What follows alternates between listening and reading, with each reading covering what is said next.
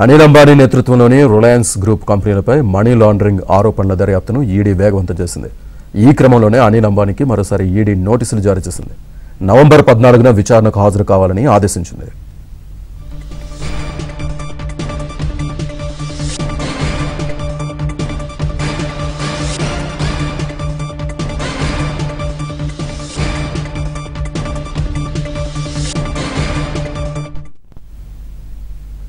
అనిల్ అంబానీ నేతృత్వంలోని Reliance group yes bank నుంచి సమీకరించిన నిధులను నిబంధనలకు విరుద్ధంగా ఇతర మార్గాలకు మళ్లించి మనీ లాండరింగ్కు పాల్పడినట్లు ఆరోపణలున్నాయి. Reliance Home Finance Limited, Reliance Commercial Finance Limited సేకరించిన నిధుల మళ్లింపుపై దర్యాప్తు జరుగుతోంది. 2017 నుంచి 2019 మధ్య కాలంలో ఎస్ బ్యాంక్ ఆర్హెచ్ఎఫ్ఎల్కు 2,965 కోట్లు, ఆర్సీఎఫ్ఎల్కు 2,045 కోట్లు ఇచ్చింది. అయితే వీటిని తిరిగి చెల్లించడంలో అనిల్ అంబానీ తన ఆధ్వర్యంలోని రిలయన్స్ సంస్థలు విఫలమయ్యాయి.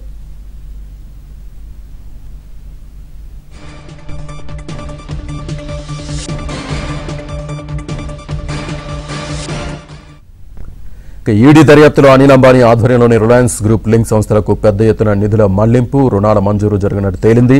ఈ వ్యవహారాన్ని ఈడీ ఉద్దేశపూర్వక స్థిరమైన నియంత్రణ వైఫల్యాలుగా అభివర్ణించింది. కొన్ని కంపెనీలు దరఖాస్తు చేసిన అదే రోజున రుణాలు పంపిణీ చేసినట్టు తెలిపింది. కొన్ని సందర్భాల్లో దరఖాస్తులు సమర్పించడానికి ముందే రుణాలు అడ్వాన్స్ చేసినట్లు ఈడీ పేర్కొంది. పూర్తి డీటెయిల్స్ మా ఢిల్లీ బ్యూరో చీఫ్ కృష్ణ అందిస్తారు.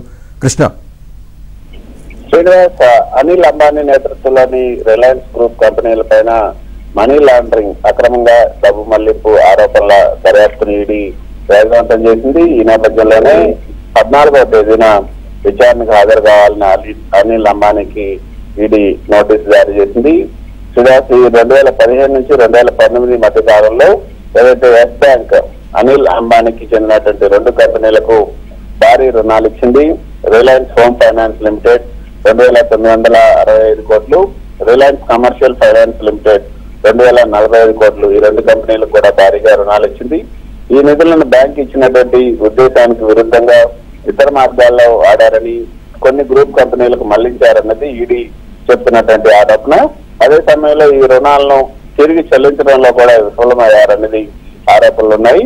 కొన్ని కంపెనీలు అయితే రుణానికి అప్లికేషన్ చేసిందే తడవుగా వెంటనే అదే రోజున ఈ రుణాన్ని ఆమోదించారు. మరికొన్ని సందర్భాల్లో అప్లికేషన్ పెట్టకముందే రుణాలు అడ్వాన్స్ గా ఇచ్చినట్లుగా ఈడీ చెబుతూ ఉంది. ఇది ఉద్దేశపూర్వకంగా జరిగినటువంటి నియంత్రణ వైఫల్యం, అంటే కంట్రోల్ ఫెయిల్యూర్ అని ఈడీ పేర్కొంది. రిలయన్స్ గ్రూప్ లింక్డ్ కంపెనీలకు పెద్ద మొత్తంలో నిధులు మళ్లించినట్లు కూడా సాక్ష్యాలను కూడా ఈడీ సేకరించింది. ఈడీ ఇప్పటి వరకు రిలయన్స్ గ్రూప్ ఆస్తులపైన 7,500 కోట్లకు పైగా విలువైనటువంటి ఆస్తులను అటాచ్ చేసింది. ఇందులో నవీ ముంబైలో ఉన్నటువంటి ధీరుభాయ్ అంబానీ నాలెడ్జ్ సిటీ భూమి కూడా ఉంది. దీని విలువ సుమారు 4,422 కోట్లు. ఈ case provision of money laundering act PMLA కింద కొనసాగుతోంది. ఈ కేసులో అనిల్ అంబానీ నేతృత్వంలోని సంస్థలు నిధుల దుర్వినియోగం చేశాయి, తర్వాత బ్యాంకింగ్ నిబంధనలు ఉద్దేశపూర్వకంగా ఉల్లంఘించారన్నది ఈడీ యొక్క ప్రధానమైనటువంటి ఆరోపణ. అయితే శ్రీనివాస్, అనిల్ అంబానీ నవంబర్ 14న ఈడీ ముందు హాజరై వివరణ ఇవ్వాలి. ఈ విచారణలో ఆయన ఇచ్చే సమాధానాల ఆధారంగా తదుపరి చర్యలు ఉండే అవకాశం ఉంది. Thank you Krishna.